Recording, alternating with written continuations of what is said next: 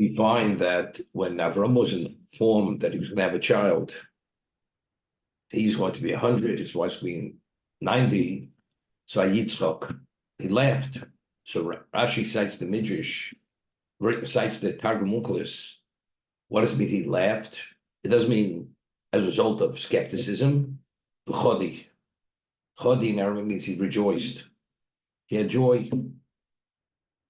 When the three angels came, and they had told Avraham he's going to have a child, and Sari Menu was listening from the doorway, so there it says, and Hashem comes with a claim. Why did she laugh? Why did she laugh? Because there the laughing was a chuckle, there was a degree of skepticism. Is anything beyond God's ability? Give her a child. So why was even this moment of skepticism? Now the question is, Sari Menu in prophecy was greater than Avraham Avinu.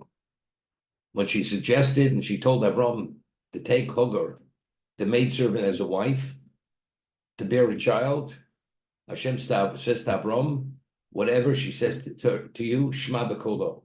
You should heed her voice, and Rashi says to Chazal, you should listen to a voice of prophecy. From there, we see that in prophecy, she was greater than Avraham Avinu.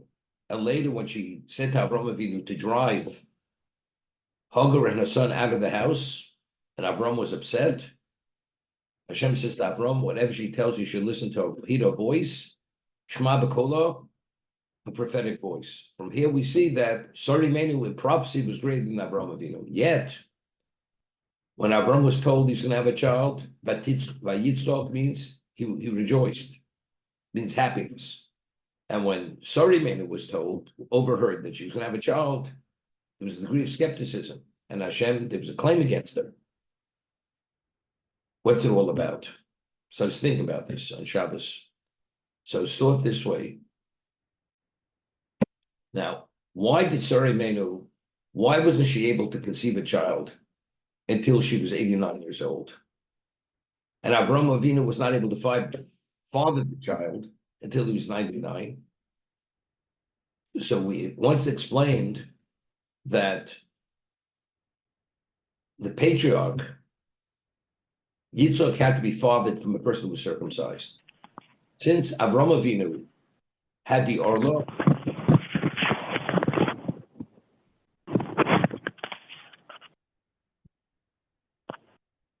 Aaron, could you silence your phone? Since he had the Orla, he had the foreskin, which represented the Chet, the evil of the Eitz Hadas. Before Avraham, and Avraham only became Avraham, the total person. Avraham is B'Gematria Ramach, only after the circumcision. So Sari Menu could not conceive a child from Avraham Avinu till he was circumcised. It had nothing to do with her. There was no spiritual deficiency in her. There was a spiritual deficiency in Avraham Avinu because he had the Orla, therefore he couldn't father Yitzchak. Once the Orla was removed, he became Avraham, and she became Sarah from Sarai. Now they're both qualified to be the parents of the future patriarch. This is the understanding. Now, we find that she didn't have a child for 10 years. And she says to Avraham, take my maidservant, I will build from her. So Rashi says, what do you mean he'll build from her? I mean, factually, when she has a child, it has nothing to do with Sari Menu. The answer is, in the schus, in the merit that I give my maidservant to my husband, in that merit, maybe I'll conceive a child. So the way we explained this in the past, that we find, the Gemara says in Megillah, that Esther was instructed by Mordechai not to reveal her pedigree. She did not reveal it. And Achashverosh says to her, I'm willing to give you half my kingdom if you divulge that information to me. Mordechai instructed, under no circumstances should you actually divulge that.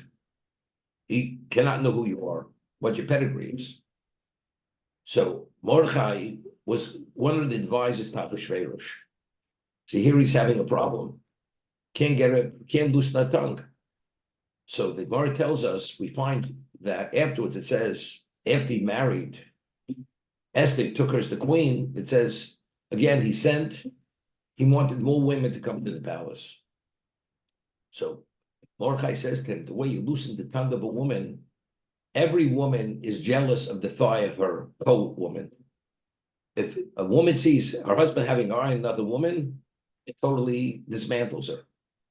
So the way you're going to loosen her tongue is by bringing other women into the palace. For a woman to be able to share her husband with another woman, it's something which totally is over. It's all consuming. Sorry, man, who felt here she's a slave woman. She's a slave, and now she says to her husband, "Take this woman. Maybe I'll build through her." What is that? It's a level of negation, of humility that she felt. Maybe the reason why she didn't conceive is maybe because she's not humble enough. Because she'd be more humble, she'd be able to see certain shortcomings in her spirituality, and she would correct it, and then she'll merit to have a child. That's the Ibonim Mimeno. I will build through her in that schus, by giving my maidservant to my husband, I'll merit to have a child. But what happened afterwards? Hagar conceives immediately, and she acts disrespectfully to her mistress. Why? What did she say? So Rashi says, seemingly, Sarah, that she looks so righteous, it's purely a facade. Outwardly, she looks devout, but inwardly, she's not quite that. Why? Because I engage with Avraham, I conceive immediately. She's married all these years. She's not having a child. Therefore, she acted disrespectfully to her. And what does Sari Menu say? My anger is pointed against you. Why? So Rashi says two things. Firstly, when you pray to have a child, why did you pray for yourself? Why did you pray for me? Should have prayed for me. You didn't have a child till now. Now you're having a child. You should have prayed for me. And if you would have prayed for me, I would have had a child also. I would have conceived. Secondly, my anger is directed against you because here you see this woman dealing with me disrespectfully. How do you remain silent? That's the second thing she said. So Avraham says, do with her whatever you want. Then she fled from the house, as the story reads. But what Hagar said, maybe the reason why you didn't conceive, I did, because maybe you're not what you seem to be. And Sarah took this very seriously. Maybe she's not. We believe we are, but we're not. So taking a maidservant, giving it to her, dealing with this, not the maidservant, dealing with this, the whole concept was, it touched her in a very bad way. So what happens? She gives a maidservant, everything's said and done. She's still not conceiving. So why isn't she conceiving? Evidently, it's not meant to be. She should have the child. She's not going to merit to have a child from Sorimim. But the question is, Hashem said to Avraham, Eshkol Godel, you're going to have a child. You will be a great nation. So how could she believe for a moment she's not going to have a child? So it's very interesting. We had in last week's parsha, Hashem promises Avraham the land's going to be his, everything's going to be his. So he says to Avraham Avinu, what's the good of all this? Uben neshik beisi yorishosi damesik Eliezer. He says, I have no heir. You're promising me the world, but I have no child to be my heir. Who's going to be my heir? The one who oversees my house, my household. Eliezer, his servant. And he says to him, damesik Eliezer. What's damesik Eliezer? So Rashi cites a number of interpretations. Either he came from Damascus. Damascus means he came from Damascus. Or he cites the Gemara, he cites from the Midrash, but it's Gemara Yuma. Damascus is an acronym. Dolu mashke mitoraso sharabo. That Eliezer, he drew from the well springs of his teacher to disseminate all the Torah that he learned from him, and he disseminated this Torah. And that's how he was involved in the outreach as Avraham was involved in the outreach. That's domestic Eliezer. The Medrash tells us when Eliezer went to find a wife for Yitzchak, and Lavan had seen him, initially he had a radiance which was identical to Avraham Avinu. Lavan thought he was looking at his uncle. I mean, the Torah that Avraham had transmitted to Eliezer had such an impact on him. Although he was a Canaanite, he radiated a radiance similar to his master, to Avraham Avinu. That's Dola Mashke Torah Sharabu. So he said to Hashem, what's the good of all this? Then Neshik Beisi Yor Shosi Damesk Eliezer. The Gemara tells us in Sanhedrin, when you teach Torah to a fellow's child, it's like you father that child. So Avraham Avinu says, Chas v'shalom, Hashem says, I will make you a great nation. Maybe that great nation doesn't mean a biological child. Maybe it's my spiritual child.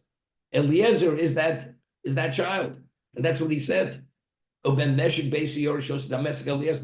that he was able to achieve a level of Dod Mashkim Torah Sharabo, that he drew from the wellsprings of his master, of his teacher.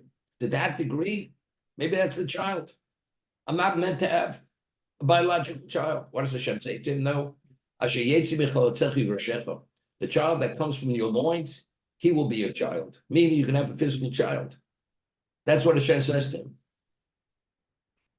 Sorry, Menu, she felt, she did everything to indicate and to try to realize that maybe the reason why she's not conceiving a child because there's some kind of shortcoming in her. Because initially that was the accusation. She's not what she seems to be, Sally. Sorry, Menu took it very seriously.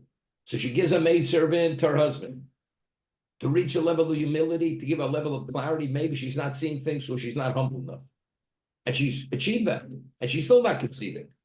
Evidently, it's not meant to be. She's going to have a child from Avraham. But what about the promise? No problem. The promise, that's Eliezer. As Avraham Avinu had thought that Eliezer is the child, and therefore it's not contradictory, Eshkol because Torah ben Chaver Kili Yoldo. That's it. So where was Sari Menu? In her mind, because initially she was accused by Hagar that she's not what she seems to be. This was in her mind. And she left no stone unturned to indicate that that wasn't the case. So in her mind, it was confirmed she's not having a child. That means she's not meant to have the child. All of a sudden now, she hears the angel saying, you're going to conceive a child from Sari Menu. She chuckled. She was skeptic. There was a degree of skepticism. That's the reason why. If Hagar initially wouldn't have come against her with this accusation, you're not quite what you seem to be. I'm have a child, good. There's nothing beyond God's ability. But now that I left no stone unturned, and I came to the conclusion that Eliezer is going to be that child, the spiritual child, because all of a sudden now she's going to have a child. That's the reason why there was a degree of skepticism. But it all started because Hagar treated her disrespectfully because she accused her she's not quite what she seems to be. Because if she would be, she'd have a child.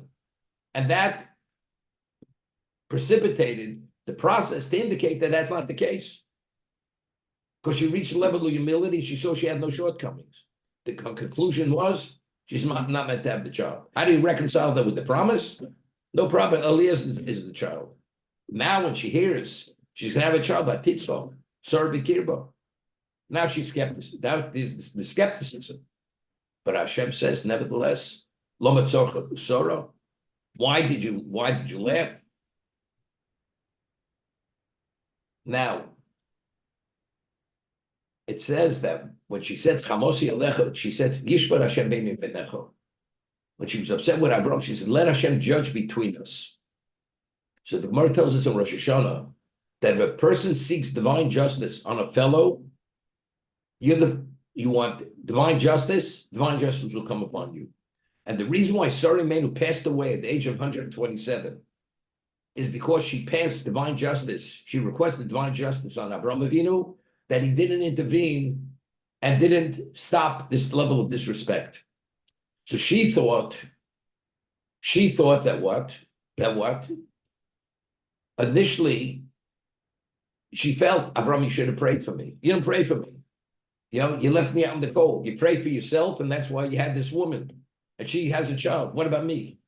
So what precipitated that anger was Avraham didn't pray for her. But she didn't understand that it had nothing to do with Avraham praying, not praying. It's because Avraham Avinu was not circumcised. And she, being the matriarch, she can only be the mother of the future matriarch only if he's circumcised. He has to be Avraham. Avraham cannot father the matriarch, the patriarch. Only Avraham can. And only Sarah can be the matriarch. Sarah cannot be the matriarch. That's one of the things I said over Shabbos. Second.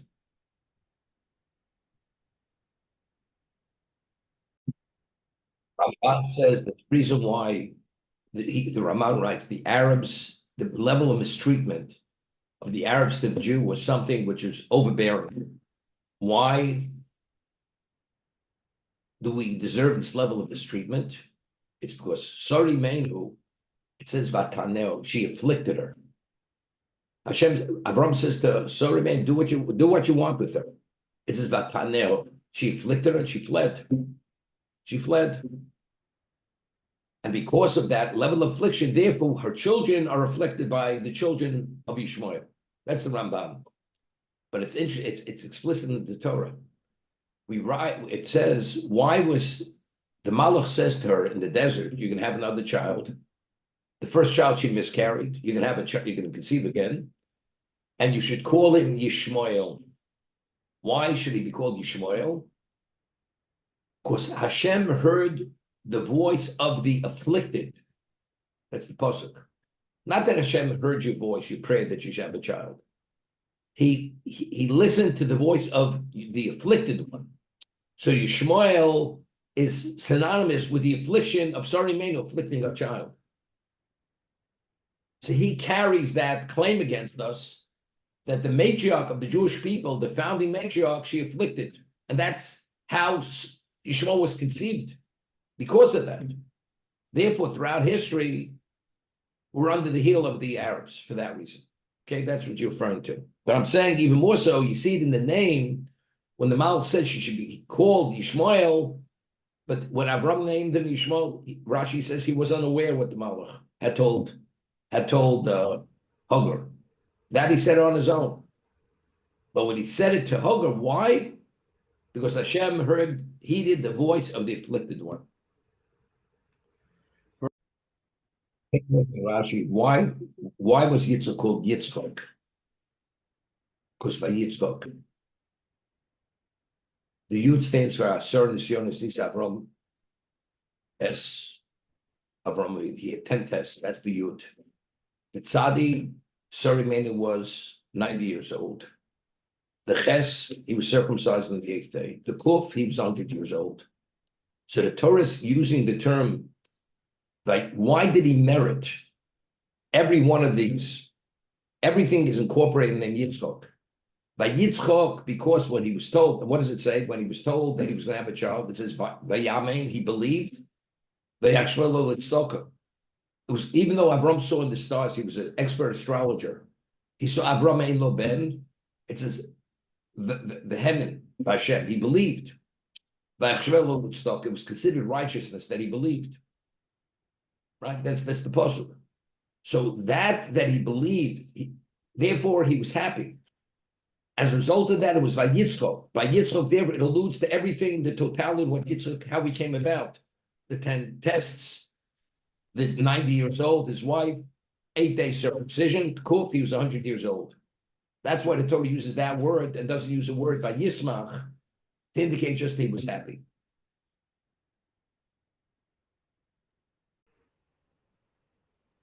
And this Shabbos, I had some understanding of it. We find that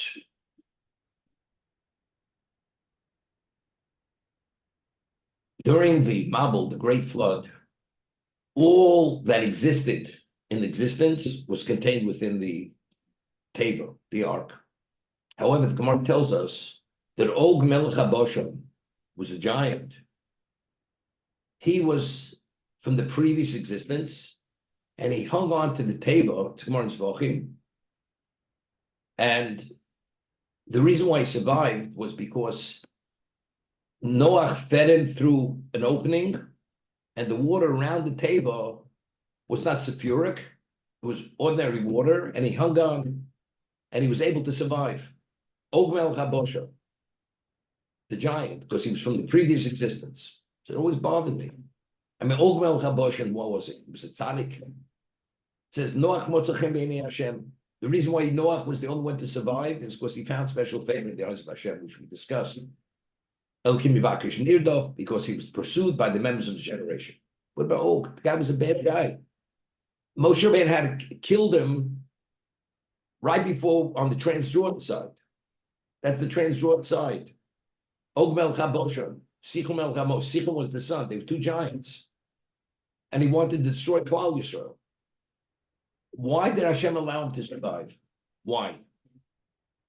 Always bothered me. Now, it's very interesting. Start connecting dots. We had said that Hashem says to Avraham Avinu, Lech l'cha bi'artzchem la'artzchem b'savicha. Leave your homeland, your countrymen, and detach yourself from the family, from your family. Now, who tags along? Lot. Lot ben Ochid, his nephew. And the Orchai makes it a point that really Lot shouldn't have come, Avraham should not have allowed Lot to come along with him. Because Hashem had said to Avraham, B'beis avicha, you should detach yourself from all family members. But because Lot imposed himself on Avraham didn't want to reject him. He let him come. Because it says, Vayeira chimo Lot, vayikach Avraham es Lot. Because he came, therefore he took him. But the Orchai makes it a point. When did Hashem communicate with Avraham? After Lot separated from him, that's when Hashem communicated to Avraham, to your progeny, I will give this land. That's only after he detached from him. Now, Lot comes with Avraham Avinu, and what happens? There's a famine.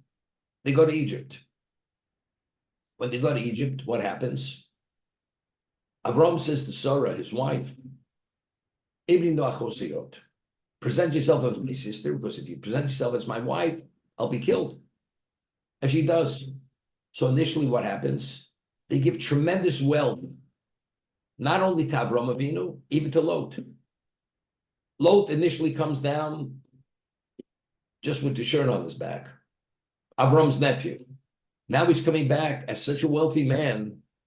The Torah tells us that the grazing lands in Canaan were not enough in that area to support all their flocks and herds. That's how wealthy Lot was. And then the shepherds of Lot, they start stealing grazing land. And Avram says to his nephew, I think it's best we should part. You go to the left, I go to the right, so on and so forth. It says, Vayisa Lot mi kedem. Lot now is a very wealthy man. And he says, what's mi kedem? Kedem normally means east. So Rashi says, mi kedem, mi kadmo shalom. I'm not interested in Avram, I'm not interested in his God. So you're Avram's nephew. You see miracles. You have wealth. Where do you go? You go to a location that these people openly, deliberately, they defy God on every level. That's where they are. This is the epitome of evil. That's where he goes. Okay? What happens? He's there. The Torah tells us there's a story. There's an ongoing battle between 4 kings and 5 kings. Finally, there's the showdown. The 4 kings defeat the 5 kings. What happens? What happens? Avram hears, because Avram made a pact with his nephew. Whatever should happen to you, I'm there for you. Avram immediately goes to battle to save Lot, because Lot was taken captive, because he was identified with one of the 5 kings. Avram vanquishes the 4, miraculously, saves Lot. Now, how did Avram know that Lot was taken captive? Torah says, Vayavo Apolit. The escapee from the war came and informed them. Who was the escapee? That was Og Melech HaBosher. Og informed Avraham that his nephew was taken captive. And therefore, immediately, he went to battle. Why did Og tell Avraham that his nephew went to battle? So Rashi says, cites Chazal, it was really a sinister intent, because Og understood, Avraham was known as a crazy fanatic. He does things nobody else does. He took on the world single-handedly. When he hears his nephew was taken back to battle, taken captive, he's going to battle. You know what's going to happen? When he goes to battle, he's going to be killed. And Sari Menu the Gemara says, Sari Menu's beauty, that all other women were considered like monkeys compared to her beauty. He wanted to marry her. Og Melech HaBosher, he wanted Avram to be killed in battle. And as a result of that, he would take Sari Menu. That was a sinister test, because he didn't understand who Avram was. Avram goes, he's the victor. But that was Og. That was Og Melech HaBosher. So what was Og's value? Why was he saved from the Mabul? That he should be the one to save Lot, to tell Avram that his nephew was taken. Now, if Avram would have never taken Lot, and he would have heeded the word of Hashem, not take any family member, you understand? Lot would have never become wealthy. There wouldn't have been the disagreement and the quarrel between the shepherds of Avram and the shepherds of Lot, between the two of them. Lot would have never gone to Sodom. So the whole story only happens because Avram took Lot originally with him. And he went to Egypt to become wealthy. Now he's taken captive. Who's going to inform Avram? Og Melech HaBosher. Og is going to inform Avram. And that what? And he has the sinister intent. Now the story's unfolding. We're connecting dots. Fast forward. Moshe Rabbeinu, the Jews are holding the 40th year in the desert, the Trans-Jordan side. Now there's this giant. How does he contend with the giant? What's the problem? He split the sea, brought mann. Not so simple. Hashem says to Moshe, don't be fearful of him. So Rashi says, why should we be afraid of Og? Because maybe Avram knew that why did Og live so many years? Og lived, even though it's not on record, but he lived the longest human being ever to live. He lived from pre-flood. He lived till the 40th year. At the end of the 40th year, the Jews were in the desert. He lived, whatever it is, 2,000 years, more than 2,000 years. He lived. But why did he live so many years?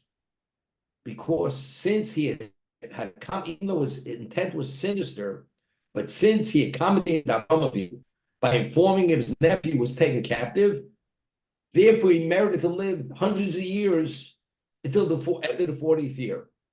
Moshe was concerned. Maybe the schus that he had accommodated Avraham to save his nephew, maybe that merit was still in place. And because that he wouldn't be able to defeat him. Hashem says, Avraham al tiro.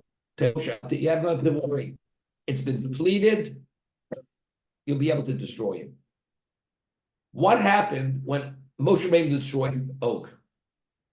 You know what happened?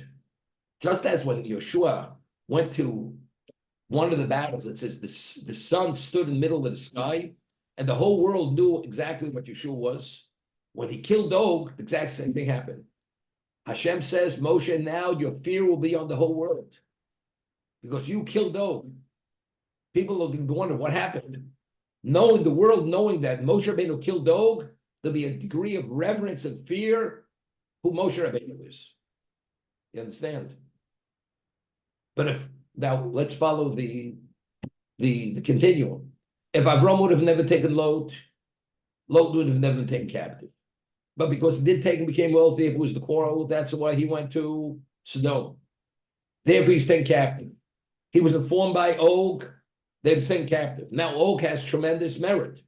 He lives till all these years. Now Moshe Rabbeinu has to kill him. When he kills Og, he has world renown of one of a kind. Now the fear of Moshe Rabbeinu is on the world. It's a level of Kiddush Hashem beyond. The man himself represents Chil Hashem. He's evil, this man. He wanted Avraham to be destroyed, to be killed, to take his wife. But nevertheless, since he accommodated Avraham, he had schus. And therefore he married all the years. That's the understanding. There's so many scenarios here. Now, we read in this week's parasha. That's why Og survived the Mabul, because we needed Og ultimately to bring about the greatest Kiddush Hashem right before the Jews went into Canaan. That's the reason. But it all only happened because Avraham made a decision to take his nephew with him. He became wealthy and everything. Now, how did Ammon and Moab come about? When Sodom was destroyed, the daughters believed the world came to an end. They went to a cave. He committed incest with his daughters. If Lot would have never gone to Sodom, would have never been an Ammon and Moab. Had nothing to do with Lot.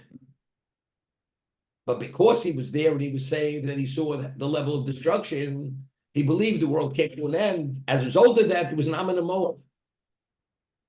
So all this, since it was meant to be an Ammon and Moab, Hashem allowed Avraham to have this lack of clarity and take Lot, and everything followed afterwards. Because all this had to happen.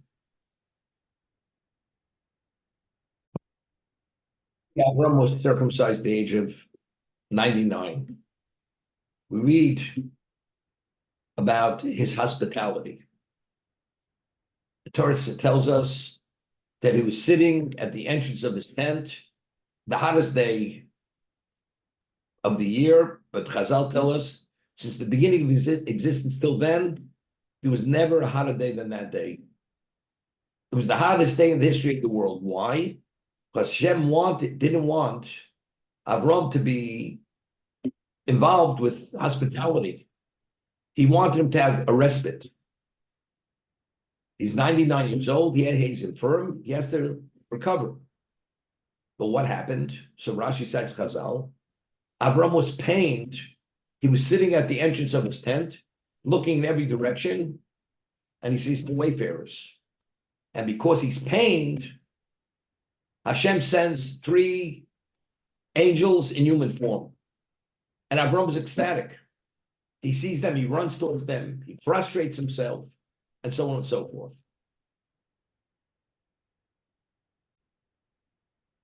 Once he sees that he's pained, that the Orchim are not coming, he sends 3 angels in human form, and immediately he begins his hospitality. Runs towards them, prostrates himself, rest under the shade of my tree, take water, wash your feet, bread, gives him the bread, everything under the sun. What's this all about? And the Gemara tells us, the Midrash tells us, in the merit of Ishonotach Seitz, we merit down the Yaakov. The merit of the water, we had the bear Shel Miriam in the desert. Ultimately, we had the sukkah. In the merit of the mann, of the bread, we had the mann. And we'll see, the Midrash goes in much more than that. Kabbalah Torah, all had relevance to the story of hospitality. So we ask the question, what happened over here? What was so unique about this hospitality? I mean, Avraham Avinu did hospitality his whole life. Now, after the circumcision, there's something special, unique about this hospitality. And it bore such fruit, which had to do with the eternity of Jewish people. Mann, the bear, Aner and Eshkol, mitzvah sukkah, so on and so forth. Kabbalah Torah, as we see in the Medrash. Why? So we explained then, Avraham Avinu was given a respite. What was Avraham Avinu? What was his pain? It says he was pained that he couldn't do hospitality. Avraham Avinu lived to one thing, for Kiddush Hashem, to sanctify God's name. As long as there were pagans in existence, Avraham Avinu was pained. Why? Because it was, and we had mentioned that there was no person ever entered into Avraham's home as a pagan, left the home as a monotheist. Every person was convinced to monotheism. That means every moment he's not able to engage in hospitality, that means there's chil Hashem in the world. He was pained for the chil Hashem. So what was the root and the pain and the cause of all this? Why were angels sent in human form? Because of the pain that Avraham Avinu had for chil Hashem. Therefore, what was the fruit that was born from this? the water, the bread, the this and that. That brought about the ultimate. What about if Avraham Avinu would have said, you know something, I'm 99 years old, I need a break. When I recover, I'll get back into hospitality for the same reason. But he didn't have the pain. The pain of hospitality was not being able to bring people back to monotheism was more painful than the circumcision. And we'll see what it was. When he ran, he was dripping blood. He was totally oblivious to it. All that mattered was Kiddush Hashem. But what about if Avraham Avinu would have sat back and said, you know, next few days I'm going to recover. We wouldn't have had the Aner covered. We wouldn't have had the mann. We wouldn't have had the bear. We wouldn't have had Korban Pesach. We wouldn't have had Kabbalah Sator at that level. So what precipitated everything? Avram's decision, his understanding of what he has to do, and being kept back caused him this level of pain. So Hashem created a scenario that despite his pain, he went and he did what he did. Because you had to have, when we were in the desert, it made a difference. The Aner covered had a bearing on us. The mann had a bearing on us. The bear of Shominian had a bearing. Everything had a bearing on us. So it's all interconnected. This is the connecting the dots. Why we, at the end of the day, we have to achieve a certain level of spirituality. And Hashem sets the dynamic in place to be able to bring that about at the end of time. Hashem appeared to Avraham in the plains of Mamre. And he was sitting there at the entrance of his tent at the hottest time of the day. So Rashi says, why in a lonely Mamre? Who nosan lo eitzo alamilo lefikach niglo olav bechelko, because he's the one who advised him regarding the milah. Therefore, Hashem appeared to him in his portion. What does this mean? So you take a look in the Medrash. Avraham Avinu, after he was told to circumcise himself, he consulted with his 3 compatriots. And you have to see what it says over here.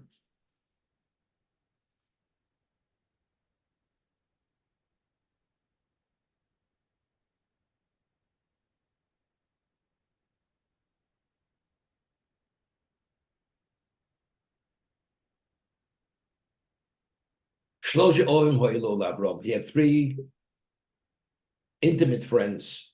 Aner and Eshkol Mamre came to him. When Hashem says he should serve Holach, he went to be advised. So we'll see what this means. He goes to Aner. I was told to circumcise myself. Do you want to become infirm? When you infirm, all those who were killed in battle that you killed, you can become vulnerable. They're going to come and kill you when you be infirm. And you're not going to be able to flee. That was his advice. Don't do it. He goes to Eshkol. You're an old man. You know, you're going to lose so much blood. You're going to become infirm, and you're going to die from the loss of blood. He left him. He goes to Mamre. Mamre. I mean, after Hashem tells you, you come to me and ask for advice. God saved you from the kiln. And you merited so many miracles, and you defeated the kings. You're worried. You have to ask me whether you should circumcise yourself. Well, of course you should circumcise yourself. If not for Hashem in being involved, you wouldn't be alive today. And now he's asking you to circumcise that one organ. And you ask me, should you do it or not? Of course you should do it. What are you talking about? So Rashi, we have the commentary, Danaf Yosef, who's a Talmud of the Goyim, writes, we read in Pirkei Avos, Al Tischaben B'Rosha. You shouldn't be associated with a Russia. Because if so Russia, Hashem has nothing to do with you. So he wanted to determine exactly where these three compatriots stand. That day they devised them against the circumcision, they'll classify it as Russia. If they classify it, they're going to be an impediment in his relationship with Hashem. As a result of that, when he heard what they said, he distanced himself from them. Now, and that's what Torah saying, Hashem appeared Elone Mamre, because Mamre was the one who advised them. And it was established who he was. He was truly the tzaddik. Therefore, he's the one who's going to be associated with the other two. He had nothing to do with them any longer after this point. Because they showed their true colors. I mean, they were good people. But to be able to be at the level that they shouldn't be an impediment, they went up. But it's interesting. When he went to battle against the four kings, who were the ones who watched over his weapons and everything else? Aner and Eshkol, all three of them were his compatriots in battle. Now, he wants to know, who should I be associated with? What's it all about? Now he's circumcised. Now Avram's becoming the Merkava. Avram now is the location of the Shekhinah in existence. Until now, he was not.